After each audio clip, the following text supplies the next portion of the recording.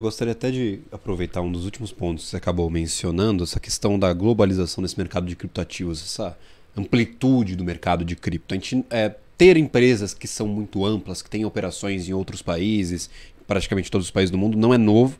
A gente tem multinacionais, a gente tem redes sociais que são aplicadas em todo o mundo, só que com uma diferença. Você tem uma sede delas em cada país que respondem pelas regras imputadas ali a cada um dos mercados.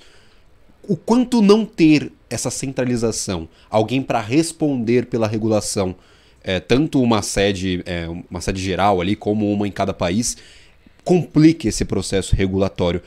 Quem vai responder por essas questões? A gente vai, por exemplo, correr para regular, por exemplo, as exchanges, que são as intermediadoras, porque a gente não consegue regular o protocolo em si, eles não conseguem responder pelas regulações. Como está essa discussão no mercado? Qual que é a solução que está sendo encontrada ou não está sendo encontrada? E qual que é a dificuldade que isso gera, não ter alguém para responder pela regulação? Sem dúvida. Esse é um dos grandes desafios e talvez um dos grandes temas que hoje segura a evolução dessa própria pauta da regulação, né? E isso é altamente desafiador para quem regula, né? Porque muitas vezes esse mercado ele coloca em xeque a própria soberania nacional, né?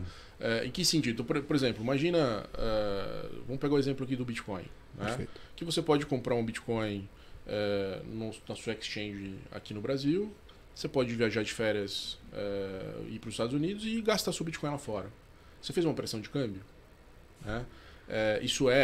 E aí depende muito da natureza que você pro ativo. O ativo é uma moeda. Então, se a moeda tem câmbio, se não é, você fez o quê? Você fez uma exportação, mas onde que está o Bitcoin? O Bitcoin está no blockchain. O blockchain ele é descentralizado, né? Ele está em todos os lugares, está em lugar nenhum ao mesmo tempo. Exatamente. Né? Então, assim, como é que eu lido com isso, né, da perspectiva, por exemplo, do Banco Central, para você exercer política monetária? Porque você perde o controle sobre a base monetária do país, né?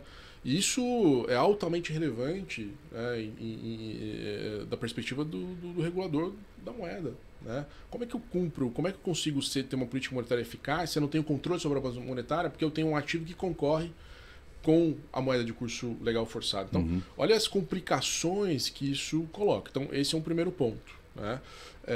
Mas é um fato que é difícil de você lidar. Como é que você vai proibir, né? Às vezes eu falo que é a briga do taxista e do motorista de aplicativo, né? É melhor você se adaptar ou você querer criar uma resistência que cedo ou tarde você vai acabar perdendo essa disputa, né? Então essa é uma primeira questão. Agora, o fato de você ter uma operação global, e como mesmo você colocou, tem inúmeras empresas que há muito tempo já têm uma atuação global, não significa que você não tem que respeitar as regras dos países onde você atua, né? E para a própria eficácia dessas regras, você precisa o estabelecimento dessas atividades no próprio país, né? Ou ter uma representação. A nossa própria legislação diz, né, que ninguém pode atuar no Brasil sem ter uma entidade constituída no Brasil. A gente viu o caso do recentíssimo do Telegram. O Telegram foi...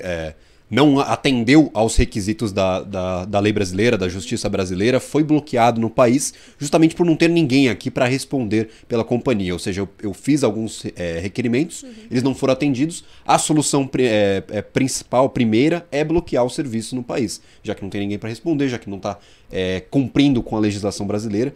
Então assim você tem, por exemplo, eu vou lá e bloqueio o serviço, não pode usar no Brasil. Exato. Vai ter que ter uma sede aqui, vai ter que responder às leis brasileiras. Exato. Você tem um processo na Europa também muito incisivo por conta da Apple, por conta do Facebook. As big techs, né, Isso, em geral, com a União envolvendo as big Europeia. techs em geral, processos até de monopólio de alguns setores que estão sendo regulados na Europa, não nos Estados Unidos, não no Brasil, mas em um mercado específico, eles vão ter que atender às regras que forem imputadas na Europa. Exato. Então você tem alguém para culpabilizar e falar, gente, vocês têm que cumprir isso aqui. Exato, você tem que ter uma sede no país onde você atua para cumprir as regras daquele país, né?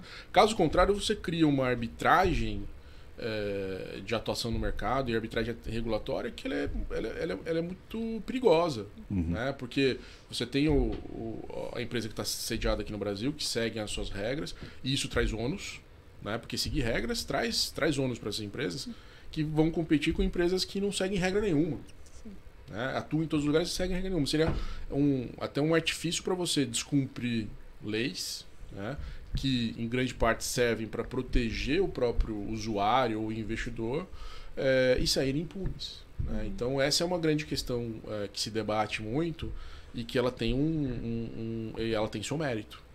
Perfeito.